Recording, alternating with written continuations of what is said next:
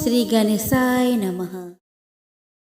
राधे राधे दोस्तों द्वापर युग से लेकर कलयुग में आज तक कृष्ण से पहले राधा का नाम लिया जाता है और अनंत काल तक लिया जाता रहेगा।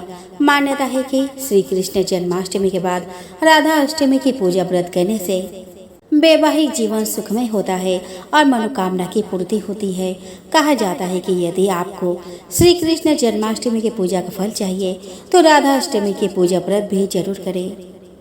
दोस्तों, हर वर्ष भाद्रपद माह के शुक्ल पक्ष की अष्टमी तिथि को राधा अष्टमी मनाई जाती है। इस प्रकार साल 2023 में 23 सितंबर को राधा अष्टमी है। इस दिन राधा रानी का जन्म उत्सव मनाया जाता है। इसके लिए राधा रानी की नगरी बरसाने में उत्सव जैसा माहौल रहता है। इस विशेष और शुभ दिन पर राधा रानी और भगवान श्री कृष्ण की पूजा अर्चना की जाती है। साथ ही मनोकामना पूर्ति हेतु व्रत उपवास भी रखा जाता है।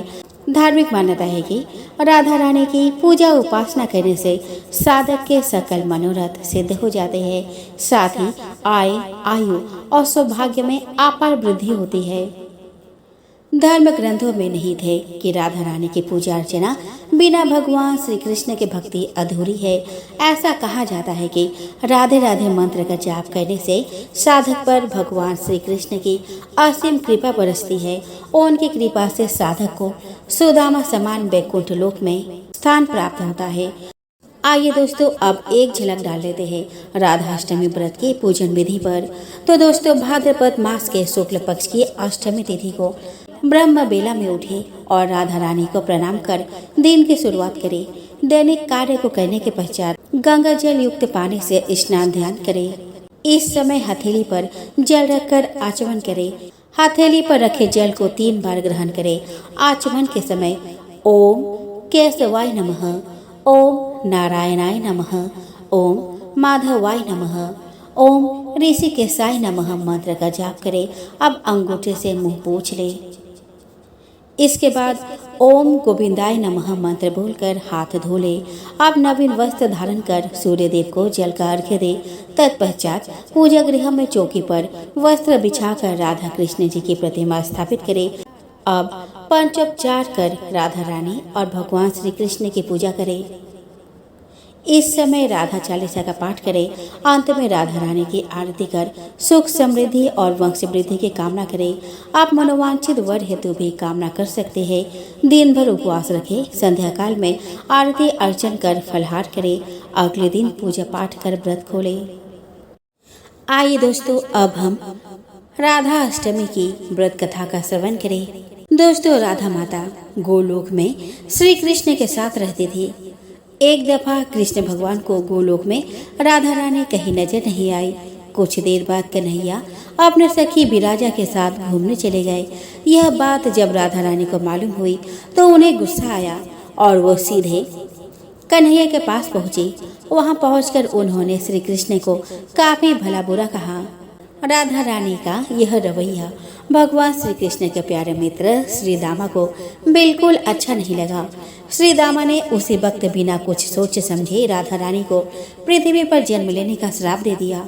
राधा को इतने गुस्से में देखकर कृष्ण भगवान की सखी विराजा भी नदी के रूप में वहां से चली गई। राधा ने श्री दामा से श्राप पाने के बाद उन्हें राक्षस कुल में पैदा होने का श्राप दिया। राधा जी के द्वारा दिए गए श्राप के वजह से ही श्री दामा का जन्म शंखचूड़ दानव के रूप में हुआ। आगे चलकर वही दानव भगवान विष्णु का परम भक्त बना।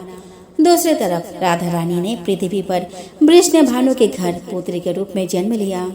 राधा रानी का जन्म वृष्ण भानु जी के घर तो हुआ, लेकिन उनकी पत्नी देवी कीर्ति के गर्भ से नहीं। दरअसल जिस समय राधा मैया और श्री दामा ने एक दूसरे को श्राप दिया था, तभी भगवान श्री कृष्ण ने कहा था कि राधा, आपको वृष भानु जी और देवी कृति के पुत्री बनकर पृथ्वी पर रहना होगा। मनुष्य के अवतार में आपका एक वैश्य से विवाह होगा। वो मेरे अंश अवतारों में से एक ही होगा। इस तरह आप पृथ्वी पर भी मेरे ही बन के रहेंगे, परंतु हम दोनों को बिछड़ने का दुख सहना होगा।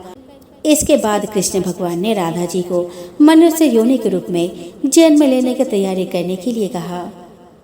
संसार के सामने वृष भानु जी की पत्नी गर्भवती हुई। जिस तरह एक बच्चा दुनिया में आता है, ठीक वैसे ही देवी कीर्ति का भी प्रसव हुआ। लेकिन असल में राधा माता का जन्म देवी कीर्ति के गर्भ से नहीं हुआ था। भगवान की माला से उनके गर्भ में वायु भर गई थी। देवी कीर्ति ने उसे वायु को जन्म दिया। इस दौरान उन्हें प्रसव पीड़ा भी हो रही थी और वहाँ राधा माता के रूप में एक प्यारी सी कन्या ने जन्म लिया। भाद्र मास के शुक्ल पक्ष की अष्टमी के दिन राधा मैया का धरती पर जन्म हुआ था। तभी से हर साल इसी दिन को राधा अष्टमी के रूप में मनाया जाता है। दोस्तों, एक बार बरसाना और उसके आसपास के इलाकों में भीषण अकाल पड़ा। वहाँ रहने वाले लोगों और साधु संतों को भोजन की बहुत दिक्कत आने लगी। अकाल के कारण चारों ओर हाहाकार मच गया। अकाल के कारण लोगों को उन गांवों से पलायन करना पड़ा। बरसाना में एक संत जी रहते थे। उन्हें भिक्षा में जो मिलता उसे पहले राधा रानी को भोग लगाकर फिर स्वयं भोजन ग्रहण करते थे। अकाल के कारण भिक्षा मिलना भी बंद हो गई और उनके कोठरी में पड़ा सामान भी समाप्त हो गया। परिस्थितियों से बेबस होकर उन्होंने बरसाना गांव छोड़ने का मन बना लिया। नेत्रों से अश्रु बहाते हुए और राधा रानी से क्षमा की याचना कर कहने लगे कि श्री जी, मुझे क्षमा करना, मुझे परिस्थितियों के वश यह गांव छोड़कर जाना पड़ रहा है। उनकी करुण पुकार सुनकर एक सुंदर सी ब्रज कन्या वहां आई और पूछने लगी कि बाबा, आप कहाँ जा रहे हो? संत ने उदास स्वर में कहा कि यहाँ पर अकाल के कारण भिक्षा नहीं प्राप्त हो रही, इसीलिए इस पेट की भूख शांत करने के लिए यहाँ से पलायन करने का मन बना लिया है। ब्रज कन्या कहने लगी कि बाबा, आप मेरे घर भिक्षा लेने आना। मेरी मैया हर रोज भिक्षा देने के लिए भोजन निकालती है। संत कहने लगे कि पुत्री, मैं नहीं जानता कि तुम्हारा घर कहाँ है। ब्रज कन्या बोली कि बाबा, मैं वैद्य श्रीधर की पुत्री राधा हूँ। आप वहाँ जाकर कहना कि जो ओले में भोजन पड़ा है वह मुझे भिक्षा में दे दो। संत जी ब्रज कन्या के बताए पते पर वैद्य जी के घर पहुंचकर भिक्षा के लिए आवाज लगाई। वैद्य जी बाहर आए और कहने लगे कि बाबा, आज तो हमने भिक्षा नहीं निकाली। संत ने उन्हें बताया कि मुझे आपकी पुत्री राधा ने भेजा है। उसने कहा था कि माँ ने ओले में भोजन रखा है। वैद्य जी ने आश्चर्य से संत जी को बताया कि मेरी पुत्री राधा की मृत्यु तो कई साल पहले हो गई थी। वैद्य जी ने संत के कहने पर ओले में देखा तो वहां पर भांति भांति के भोजन रखे थे।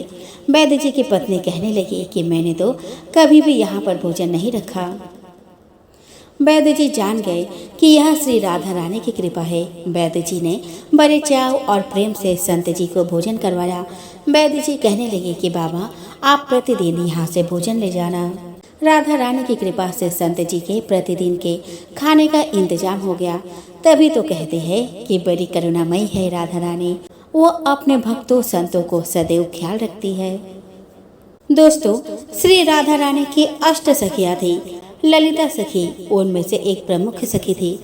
श्री राधा रानी के अष्ट सखियों के नाम इस प्रकार है: ललिता, विशाखा, चित्रा, चंपकलता, रंग देवी, तुंग विद्या और सुदेवी। श्री राधा रानी की इन सखियों को अष्ट सखी कहा जाता है। इन सखियों में सबसे प्रिय ललिता सखी थी। ललिता सखी श्री राधा रानी की निकुंज लीलाओं की साक्षी थी। स्वयं भगवान शिव ने ललिता सखी से सखी भाव की दीक्षा ली थी। श्री कृष्ण का स्त्री का वेश धारण कर बरसाना आ जाते थे। राधा रानी की ललिता सखी इस बात को जानती थी। वो श्री कृष्ण से कहने लगी, तुम कभी मालिन बनकर और मणिहारिन बनकर राधा रानी से मिलने आते हो और घूंघट के कारण तुमको कोई पहचान नहीं पाता। अगर हिम्मत है तो तुम पुरुष के वेश में श्री राधा रानी से मिलने आकर दिखाओ। ललिता सखी ने श्री कृष्ण को चुनौती दे दी कि अगर तुम कल पुरुष के वेश में राधा रानी से मिलकर दिखा दिया तो मैं राधा रानी के बजाय तुम्हारी दासी बन जाऊंगी, और अगर तुम राधा रानी के महल तक ना पहुंच पाए तो तुमको मेरा दास बनना पड़ेगा। श्री कृष्ण ने ललिता सखी की चुनौती स्वीकार कर ली। श्री कृष्ण वृंदावन वापस आकर अपने सखाओं संग मंत्रणा करने लगे कि कोई ऐसा उपाय बताओ जिससे मैं पुरुष वेश धारण कर राधा से बरसाना जाकर मिल सकूं और ललिता सखी से की हुई चुनौती जीत जाओ। श्री कृष्ण के मित्र जो कि ब्राह्मण पुत्र थे कहने लगे कि कृष्ण तुम ज्योतिष बन जाओ, क्योंकि स्त्रियों को कमजोरी होती है कि वो अपना हाथ दिखाने पंडित जी के सामने बैठ जाती है। ज्योतिष को कोई बरसाने में आने से रोकेगा भी नहीं। श्री कृष्ण को अपने सखाओं का यह विचार उत्तम लगा। अगले दिन श्री कृष्ण एक ज्योतिष का रूप धारण कर बरसाना पहुंच गए। माथे पर चंदन का तिलक, गले में तुलसी की माला और अपने अंगों पर इस तरह से श्रृंगार किया कि कोई उनको पहचान न पाए। श्री कृष्ण बरसाने पहुँचे और वहाँ की औरतों का बिना उनका हाथ देखे उनका नाम और परिवार के बारे में सब कुछ बताने लगे। सभी औरतें बहुत प्रसन्न थी कि ज्योतिषी सब कुछ सच बता रहे हैं। अब श्री कृष्ण से कहाँ कोई कुछ छिपा सकता था। यह बात बरसाने महल तक पहुँची तो एक औरत ने ललिता सखी को बताया कि कल बरसाने में एक ज्योतिष आ रहा है जो सबके बारे में सब कुछ सच सच बताता है। ललिता सखी भी अपना हाथ दिखाने श्री कृष्ण के पास पहुंची तो श्री कृष्ण ने उसका नाम, गांव का नाम सब कुछ बताया। तो ललिता सखी कहने लगी कि यह सब तो तुम गांव में किसी से भी पूछकर बता सकते हो। बताना ही है तो ऐसा बताओ कि इस समय मेरे दिमाग में क्या चल रहा है। श्री कृष्ण मुस्कुराते हुए कहे कि इस समय तुम्हारा दिमाग किसी को यहाँ आने से रोकने के बारे में सोच रहा है। ललिता सखी ने पूरे महल में सख्त पहरा लगवाया था कि किसी भी सूरत में श्री कृष्ण महल तक ना पहुंच पाए।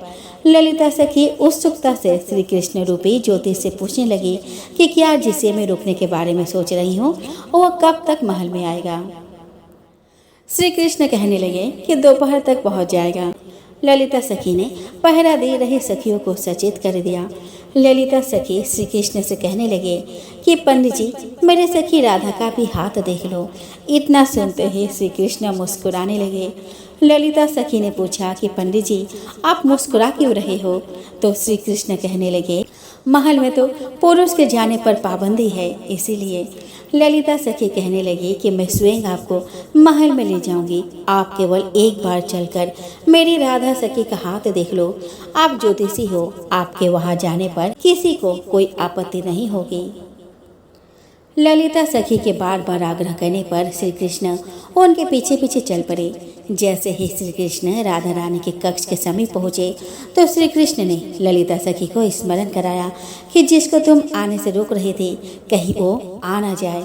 ललिता सखी कहने लगी कि ठीक है महाराज, आप कक्ष में चले जाइए, मैं एक बार बाहर देख कर आती हूँ।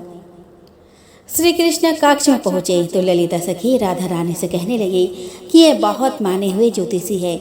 गांव की औरतों ने उनको अपना हाथ दिखाया है, आप भी दिखा दो। श्री कृष्ण ने राधा रानी के समीप बैठकर उनका हाथ अपने हाथ में ले लिया और अपने बारे में इशारा से बताने के लिए उनके हाथ को थोड़ा सा दबा दिया। ललिता सखी कहने लगी कि महाराज ये क्या कर रहे हैं। श्री कृष्ण कहने लगे मैं तो राधा रानी के कोमल हाथ की लकीरों को अच्छे से देख रहा हूँ। फिर श्री कृष्ण जब राधा रानी के हाथ को अपने आंखों के समीप ले गए तो ललिता सखी कहने लगी कि यह क्या कर रही हो। श्री कृष्ण कहने लगे कि मैं तो हाथों की लकीरों का निरीक्षण कर रहा हूँ। उसी समय श्री कृष्ण ने ललिता सखी से पूछा कि समय क्या हुआ है। ललिता सखी कहने लगी कि पंडित जी 12 बजे है। उसी समय श्री कृष्ण ललिता सखी से कहने लगे कि देख लो, मैं पुरुष वेश में राधा रानी के पास पहुंच ही गया। ललिता सखी भी तपाक से बोली कि इतना मत इतराओ, क्योंकि तुमको इस महल में लाने वाली मैं ही हूँ। अगर मैं तुमको स्वयं इस महल में ना लाती तो तुम राधा रानी से कैसे मिल पाते। जय श्री राधे कृष्ण, जय ललिता सखी।